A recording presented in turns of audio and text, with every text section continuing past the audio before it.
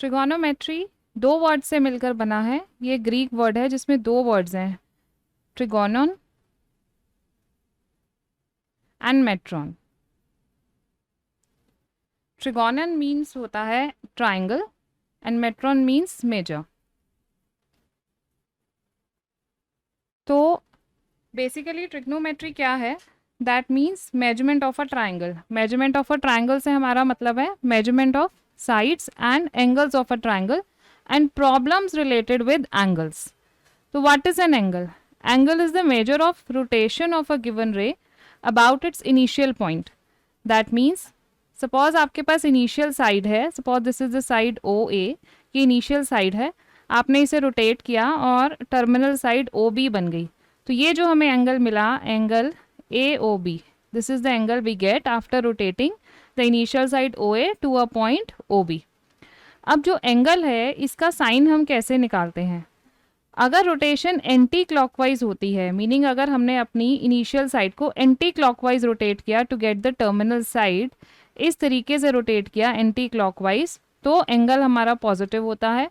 लेकिन अगर हम क्लॉकवाइज रोटेशन करते हैं, इनिशियल साइड को क्लॉकवाइज रोटेट करके टर्मिनल साइड ऑब्टेन करते हैं, तो एंगल नेगेटिव होता है। जैसे यहाँ पर कुछ एग्जाम्पल्स हैं। एंगल OAB, इसमें रोटेशन एंटी क्लॉकवाइज है तो इसलिए ये पॉजिटिव है। यहाँ भी रोटेशन एंटी क्लॉकवाइज है ये स्ट्रेट एंगल के अंदर, इसीलिए ये भी पॉजिटिव है। और इस केस में एंगल जो रोटेशन है वो क्लॉकवाइज है, नीचे की तरफ है, देखो क्लॉक की डायरेक्शन के अंदर है, तो इसलिए ये एंगल नेगेटिव है। और यहाँ पर भी रोटेशन पूरी की पूरी क्लॉकवाइज है, like this is the clockwise rotation, तो यहाँ पर भी एंगल हमारा नेगेटिव है क्योंकि क्लॉकवाइज एंगल्स जो होते हैं उनको नेगेटिव लिया जाता है। अब एंगल्स को हम मेजर कैसे करते हैं? जैसे हर किसी को मेजर करने के लिए हमारे पास सिस्टम ऑफ यूनिट्स होती हैं, जैसे मीटर्स, सेंटीमीटर्स, मिलीमीटर्स, ये आपके पास लेंथ की यूनिट्स हैं। लेंथ को आप ऐसे मेजर करते हो इन यूनिट्स में, और बड़ी यूनिट्स भी होती हैं। तो उसी तरीके से एंगल्स को मेजर करने के लिए हमारे पास 3 टाइप के सिस्टम हैं। First is sexagesimal system. इस सिस्टम में एंगल को आप डिग्रीज, मिनट्स एंड सेकंड्स में मेजर करते हो।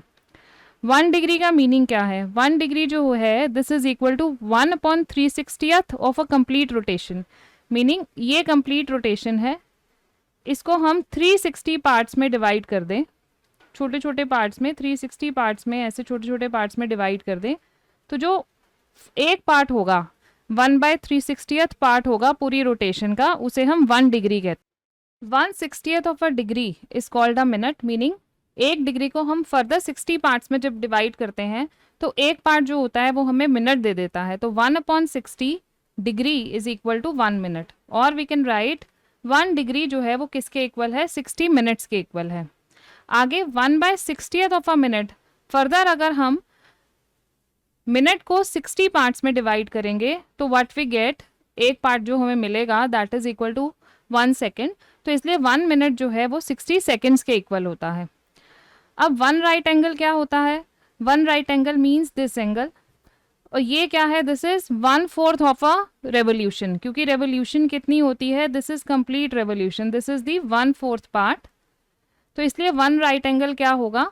1 रेवोल्यूशंस मीन 360 डिग्री, तो 360 डिग्री को 4 से अगर मैं डिवाइड कर दूं तो what I get is 90 degree, तो इसलिए 1 राइट एंगल जो है वो 90 डिग्री होता है। सेकेंड सिस्टम हमारा सेंटेसिमल सिस्टम है। इस सिस्टम के अंदर एंगल को हम ग्रेड्स, मिनट्स एंड सेकेंड्स में मेजर करते हैं। तो यहाँ पर 1 राइट एंगल जो है ये 100 ग्रेड्स के इक्वल होता है, एंड 1 ग्रेड 100 मिनट्स के इक्वल होता है, एंड 1 मिनट 100 सेकेंड्स के इक्वल होता है।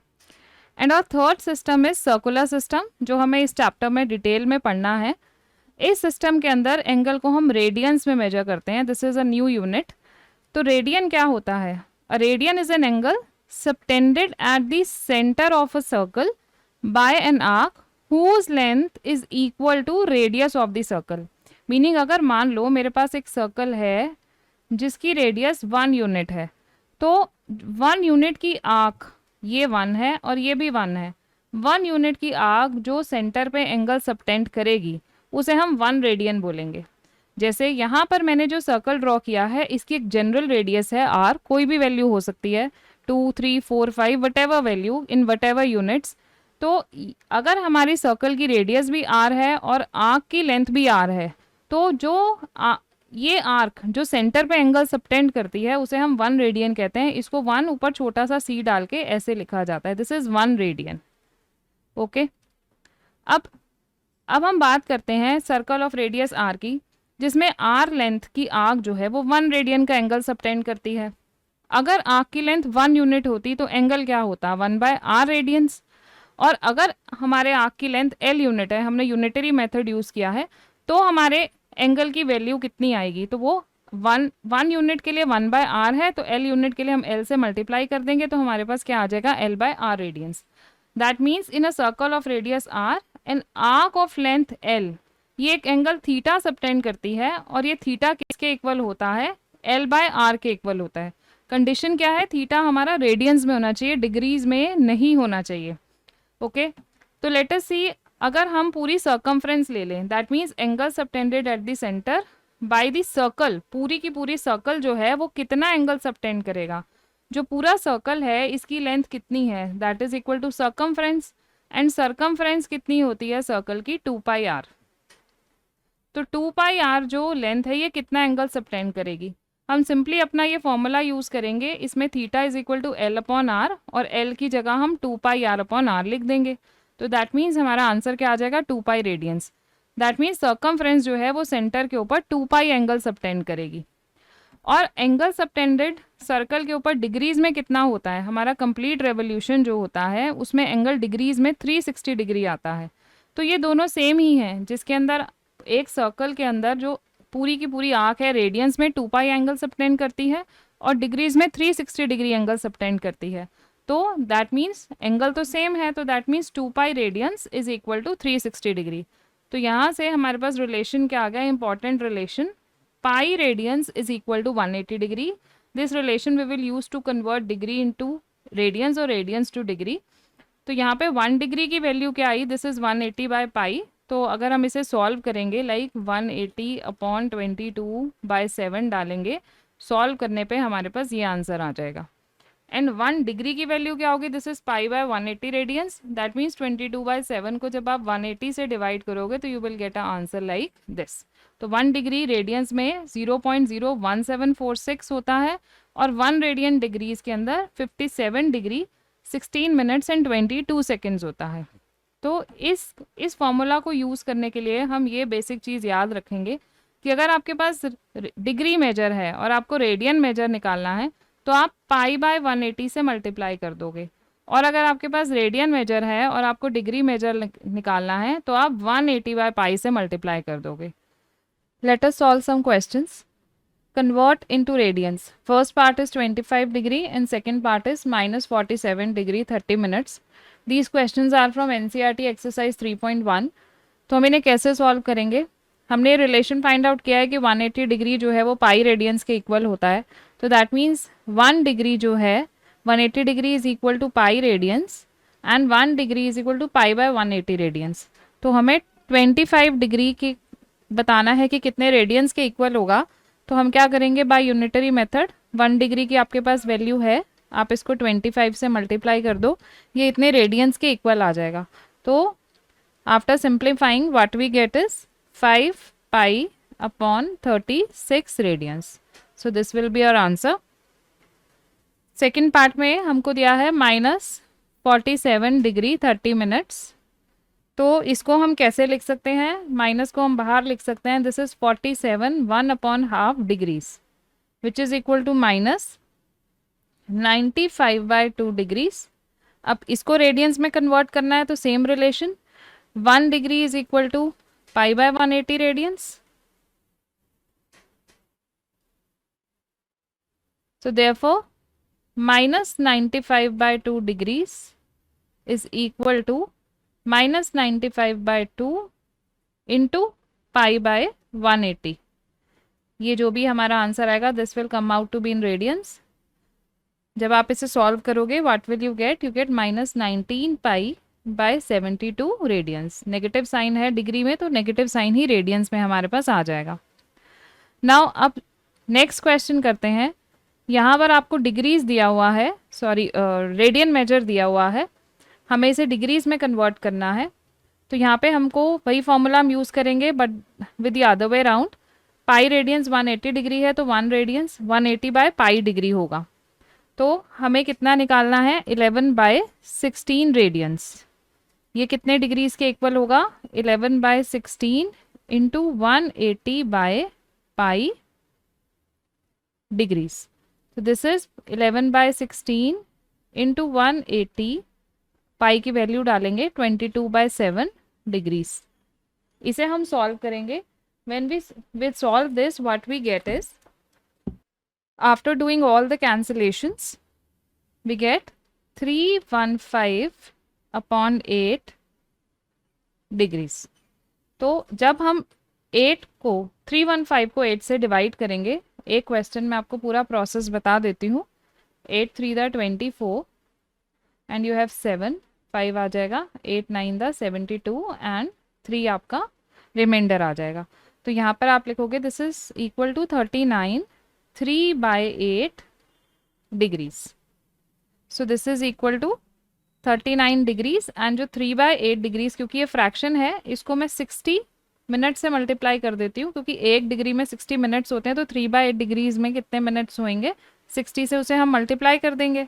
तो यहाँ पर हमारा जो आंसर आएगा, now it will come out to be 39 degree and ये मिनट्स हम यहाँ लिखते हैं 45/2 minutes, and 45/2 is 22.5. That means this is 22 1/2 minutes. अब 22 होल नंबर एंड हाफ जो है वो फ्रैक्शन है, तो उसको हम सेकेंड्स में कन्वर्ट करेंगे। This is 39 degree 22 minutes and 1/2, इसको सेकेंड्स में कन्वर्ट करने के लिए again we will multiply it by 60।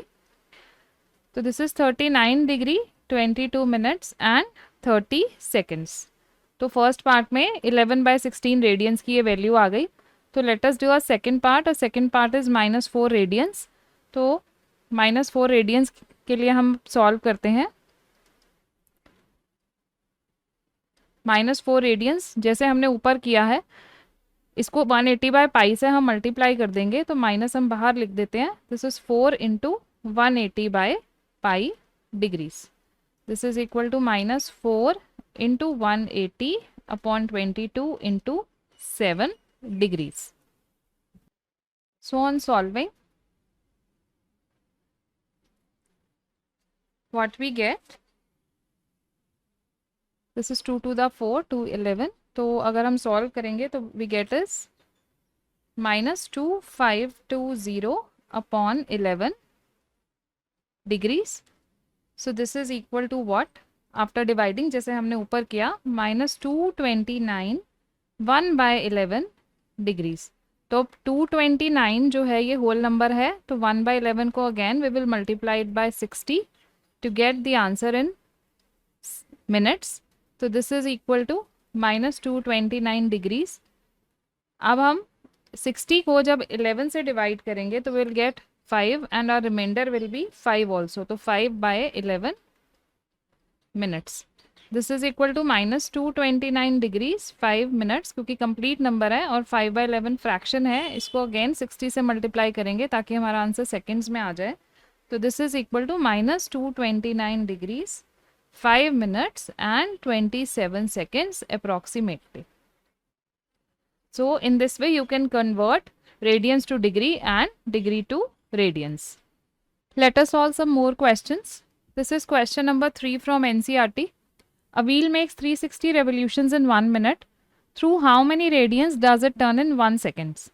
तो यहाँ पर देखो व्हील जो है 1 मिनट में 360 revolutions करता है. That means number of revolutions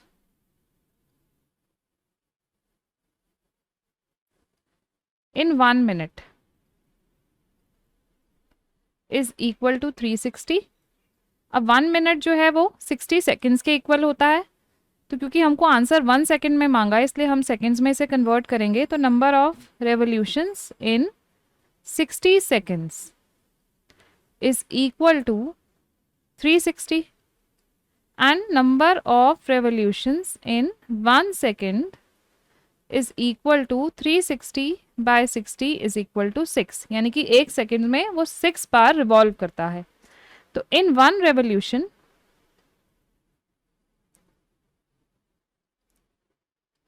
angle turn by wheel, एक रेवोल्यूशन में वो कितना एंगल टर्न करेगा, is equal to 360 degree which is equal to 2 pi radians, क्योंकि हमें आंसर रेडियंस में देना है। तो इन 6 रेवोल्यूशंस, क्योंकि 1 सेकेंड में वो 6 बार रिवॉल्व करता है, तो in 6 revolutions angle turn by wheel is equal to 6 into 2 pi which is equal to 12 pi radians. So angle turned by wheel in 1 second is equal to 12 pi radians. So let us see next question. Find the degree measure of angle subtended at the center of a circle of radius 100 centimeter by an arc of length 22 centimeter. This is NCERT exercise 3.1 question number 4. So इसको हम कैसे solve करेंगे? यह आपको दिया हुआ है radius circle का 100 centimetre and length of arc आपको दी हुई है 22 सेंटीमीटर। तो हम पढ़ चुके हैं थीटा इन रेडियंस अगर हम निकालेंगे तो theta is equal to L by R, that means 22 bye 100 radians. But question में आपसे पूछा गया है कि डिग्रीज में बताएं कि एंगल कितना होगा। तो to calculate this in degrees हमें ये कन्वर्जन करनी पड़ेगी। तो हम इसको कैसे कन्वर्ट करेंगे? 1 रेडियन जो है this is equal to 180 by pi degrees. तो 22 bye 100 radians is equal to 22 bye 100 into 180 into divided by 22 into 7 degrees. तो यहाँ से ये कैंसिल हो जाएगा। तो what we get is 9/7 63 by 5 degrees. तो इसे हम सॉल्व कर लेंगे जैसे हमने पहले के क्वेश्चंस में किया है। तो this will come out to be 12 3 by 5 degrees. So 12 is a whole number, तो this is 3 by 5 12 degrees, 3 by 5 into 60 minutes which is equal to 12 degrees. 12 3 the 36, so 12 degree 36 minutes. So this will be our answer to this question.